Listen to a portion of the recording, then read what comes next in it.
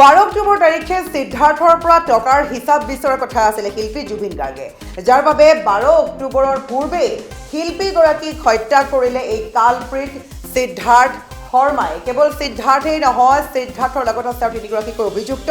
আৰু 12 অক্টোবৰ তাৰিখে 12 অক্টোবৰত সিদ্ধাৰ্থৰ পৰা টকাৰ হিচাপ লোৱাৰ কথা আছিল জুবিনে যেহেতু জুবিন গাৰ্গৰ প্ৰত্যেকটো হিচাপ থাকে এই কালপ্ৰিট সিদ্ধাৰ্থৰ হাতত থাকে প্ৰত্যেকটো হিচাপ এখন বিহু মঞ্চৰ পৰা বা এখন মঞ্চৰ পৰা জুবিন গাৰ্গে যি আসলতে মঞ্চত পৰিবেশন কৰিবলৈ যায় গীত পৰিবেশন কৰিবলৈ যায় গীত পৰিবেশনৰ পাৰিশ্ৰমিক হিচাপে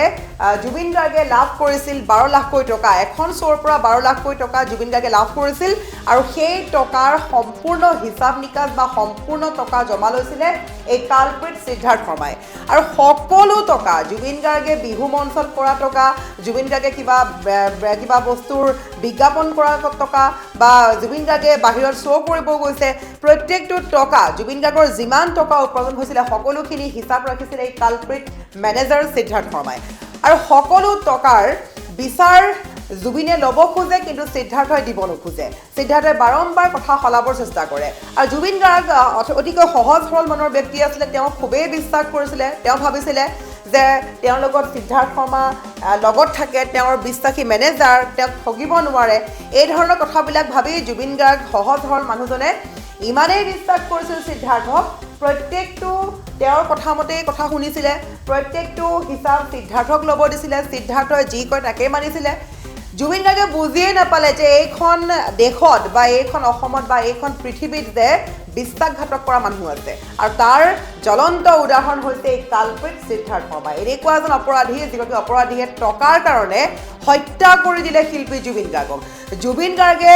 নিজৰ খাৰঘুলিৰ ঘৰখন বনাবলৈ বা বিভিন্ন তেওঁৰ কৰিবলগীয়া কাম আছিলে যাৰ বাবে জুবিন গাৰ্গে পূৰ্বৰ টকাৰ হিচাপ বিচাৰিছিলে ছিংগাপুৰলৈ যোৱাৰ পূৰ্বে আৰু ছিংগাপুৰৰ পৰা আহি সিদ্ধাৰ্থৰ লগত একেলগে বহি টকাৰ হিচাপ কৰিম বুলি কৈছিল জুবিন গাৰ্গে আৰু 12 অক্টোবৰ তাৰিখেই সিদ্ধাৰ্থৰ পৰা টকাৰ হিচাপ লোৱাৰ কথা আছিল জুবিনে 12 অক্টোবৰত কি হিচাপ দিব এই কালপ্ৰিটে কিয়নো জুবিন গাৰ্গৰ পৰা কোটি কোটি টকা ঠগি নিজেই কোটিপতি হৈছিলে তাৰ বিপৰীতে জুবিন গাৰ্গৰ একাউণ্টত থাকিল মাথো 10 লাখ টকা এটা শ্ব'ৰ পৰা 12 লাখ টকা পোৱা শিল্পীগৰাকীয়ে সমগ্ৰ যিমান শ্ব' কৰিলে কিন্তু বৰ্তমান জুবিন গাৰ্গৰ বেংক একাউণ্টত থকা এমাউণ্ট হৈছে মাথো 12 লাখ টকা গতিকে 10 লাখ টকা গতিকে 10 লাখ টকাহে জমা আছে বৰ্তমান জুবিন গাৰ্গৰ বেংক একাউণ্টত বাকী টকা গ'ল ক'ত বাকী টকা থাকে সিদ্ধাৰ্থৰ হাতত কিন্তু সেই সিদ্ধাৰ্থে টকাৰ হিচাপেই দিব নোৱাৰিলে জুবিন গাৰ্গক যাৰ বাবে জুবিন গাৰ্গৰ বহুত খং উঠিছিলে জুবিন গাৰ্গে সেই খঙৰ ভমকতে কৈছিলে যে ছিংগাপুৰৰ পৰা আহি 12 অক্টোবৰ তাৰিখে তোৰ পৰা মই টকাৰ হিচাপ ল'ম আৰু সিদ্ধাৰ্থে আচলতে কি উত্তৰ দিব সেই টকা সিদ্ধাৰ্থে লুটিলে গতিকে এটা কি পৰিৱেশৰ সৃষ্টি হ'ব বা সিদ্ধাৰ্থ ক'ত পলাব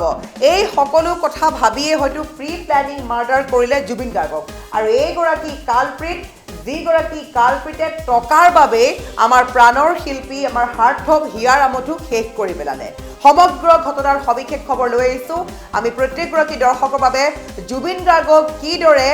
মিছা কথা কৈ 12 অক্টোবৰৰ পূৰ্বে হত্যাৰ ষড়যন্ত্ৰ ৰচিছিল সিদ্ধাৰ্থ শৰ্মাই চাই যাওক সবিশেষ খবৰ জুবিন গাৰ্গক 12 অক্টোবৰত জুবিন গাৰ্গে সিদ্ধাৰ্থৰ পৰা টকা লোৱাৰ হিচাপ লোৱাৰ কথা আছিলে কিন্তু 12 অক্টোবৰৰ পূৰ্বেই জুবিন গাৰ্গক কৰিলে হত্যা টকা খুজাই কাল হ'ল জুবিনৰ বাবে বছৰত জুবিনে এখন বিহুৰ পৰা পাইছিলে 12 লাখ টকা 12 অক্টোবৰত সিদ্ধাৰ্থৰ পৰা হিচাপ লোৱাৰ কথা আছিলে হাৰ্থক জুবিন গাৰ্গে সিদ্ধাৰ্থৰ পৰা হিচাপ বিচৰাটো এতিয়া কাল হৈ গ'ল জুবিনৰ বাবে যিহেতু জুবিন গাৰ্গৰ যি হত্যাকাণ্ড সেই হত্যাকাণ্ডৰ সৈতে মূল অভিযুক্ত হিচাপে 4গৰাকীকৈ ব্যক্তিৰ নাম আছে চাৰ্জশ্বিটত কেৱল এয়াই নহয় চাৰ্জশ্বিটৰ 12,000 পৃষ্ঠাৰ প্ৰত্যেকটো পৃষ্ঠাই আছে ভয়ংকৰ তথ্য আৰু সিদ্ধাৰ্থ শৰ্মাক লৈ যি তথ্য সেই তথ্য ইতিমধ্যে অসমৰ ৰাইজ জ্ঞাত যে সিদ্ধাৰ্থ শৰ্মা এগৰাকী মেনেজাৰ হৈ কেনেকৈ কোটিপতি হ'ল জুবিন গাৰ্গে যদি এখন গাড়ী ক্ৰয় কৰে তাৰ দুগুণ টকাত গাড়ী ক্ৰয় কৰিছিল সিদ্ধাৰ্থ শৰ্মাই জুবিন গাৰ্গে সদায় ফুটপাথৰ হোটেল ৰেষ্টুৰেণ্ট খাইছিলে কিন্তু সিদ্ধাৰ্থ শৰ্মাই খাইছিলে 5 ষ্টাৰ হোটেলত জুবিন গাৰ্গে যদি পিন্ধে 5,000 টকীয়া বস্তু, সিদ্ধাৰ্থে পিন্ধে 25,000 টকীয়া বস্তু। এই ধৰণৰ বিভিন্ন উদাহৰণ আছে, কিয়নো সিদ্ধাৰ্থে সম্পূৰ্ণৰূপে টকা লুটি লুটি খাইছিল জুবিন গাৰ্গৰ। আৰু জুবিন গাৰ্গ ইমানেই এজন সহজ সৰল মনৰ ব্যক্তি আছিলে, তেওঁ মানুহক ইমানেই বিশ্বাস কৰিছিলে, তেওঁ যিহেতু মানুহক সহায় কৰি ভাল পায়, দুখীয়াক সহায় কৰি ভাল পায়, আৰু সেইগৰাকী জুবিন গাৰ্গে বুজিবই নোৱাৰিলে যে এইখন পৃথিৱীত কিমান বদমাছ মানুহ জীয়াই আছে। জুবিন গাৰ্গ নিজেই যেনেকুৱা এজন সহজ সৰল মানুহ, ঠিক তেনেকৈ তেওঁ আনকো সেনেকৈ ভাবি থাকিলে, যাৰ বাবে জুবিন গাৰ্গে এই কালপ্ৰিটকেইটাক সম্পূৰ্ণ বিশ্বাস কৰিলে। আৰু জুবিন গাৰ্গে ভাবিছিলে যে সকলো টকা সিদ্ধাৰ্থৰ হাতত আছে। ইতিমধ্যে সিদ্ধাৰ্থক প্ৰত্যেকখন বিহু মঞ্চৰ বা প্ৰত্যেকটো কামৰ বিনিময়ত 15% কমিশ্যন দিছিল, আৰু কমিশ্যন পোৱাৰ উপৰিও বাহিৰা টকা বহু পাইছিল সিদ্ধাৰ্থে। সেইখিনি টকা পোৱাৰ পিছতো জুবিন গাৰ্গৰ প্ৰত্যেকখন শ্ব'ৰ পৰা 12 লাখ টকাৰ পৰা 6-7 লাখ টকা সিদ্ধাৰ্থে মাৰি দিছিল। বাকী টকাহে জুবিন গাৰ্গক জমা দিছিল। আৰু জুবিন গাৰ্গে সেয়া সঁচা বুলি ভাবি তেওঁ কোনোদিন সোমাই নপৰিলে যে তেওঁ কিমান টকা আহে, কিমান টকা যায়। যেতিয়া জুবিন গাৰ্গে ভাবিছিলে যে খাৰঘুলিৰ ঘৰখন মই কমপ্লিট কৰোঁ,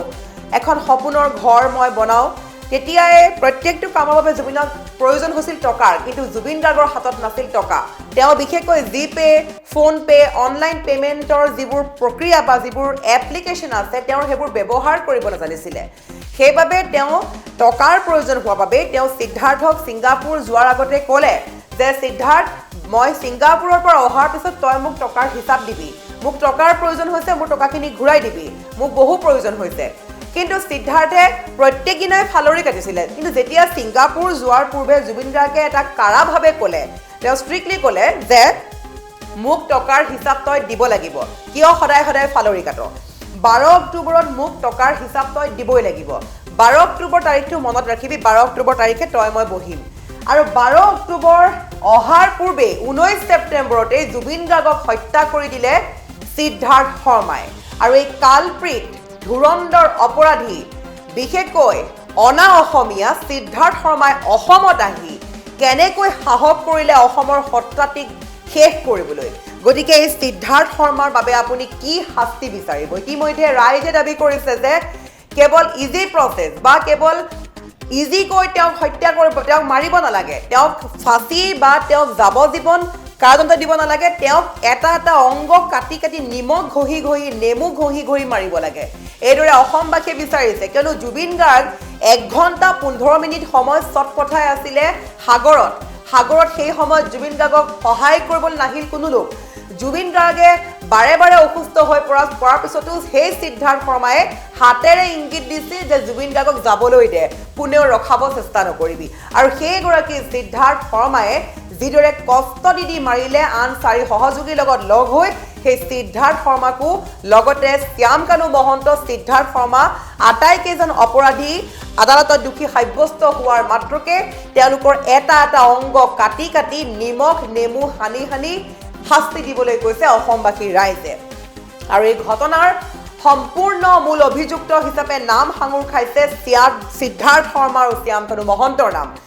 শ্যামকানু মহন্তয়ো কোটি কোটি টকা দিবলগীয়া আছিলে জুবিনক। জুবিনে বহু টকা পাবলগীয়া আছিলে এখন এখন মঞ্চৰ বিনিময়ত, কিন্তু জুবিনক সেই টকা ঘূৰাই দিয়া নাছিলে সিদ্ধাৰ্থ শ্যামকানুসকলে। গতিকে এতিয়া আমি অপেক্ষা কৰিব লাগিব আদালতত কি ৰায়দান দিয়ে, কি আচলতে বিচাৰ কৰে। যিহেতু কাইলৈ হোৱাৰ মাত্ৰকে 7 অভিযুক্তক অনা হ'ব আদালতৰ মজিয়ালৈ, প্ৰথমটো শুনানি আগবঢ়োৱা হ'ব। কাইলৈ কি ব্যৱস্থা বা কাইলৈ কি গ্ৰহণ কৰে শুনানিত, আমি সেই বিষয়ে জানিবলৈ অপেক্ষা কৰিব লাগিব। কাইলৈ পুৱা হোৱাৰ মাত্ৰকে হাফলং বাক্সাৰ পৰা আহি পাব অভিযুক্তসকল। হাতত হেণ্ডকাফ লগাই অনা হ'ব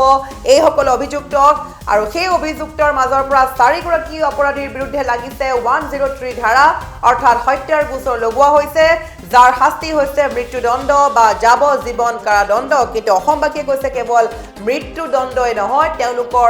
এটা এটা অংগ কাটি কাটি, হাত ভৰি ছিঙি, নিমখ নেমু সানি সানি শাস্তি দিব লাগে জুবিন গাৰ্গক হত্যা কৰা 4 অপৰাধীক।